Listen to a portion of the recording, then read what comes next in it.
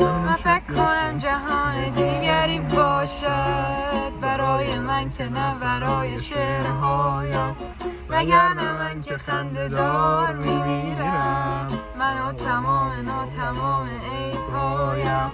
من فکر کنم جهان دیگری هم هست، خدا بگو جهان دیگری داری که قطعا عشق یک وجود نامیراست که زنده نیست در سرای خوشحالی، وگرنه من که خنده دار میمیرم، سقوطی سخت از درخت نارنگی و یا یه آب نبات گیر کنه تو گلوم وسط چرت و پرت گفتن و رندی.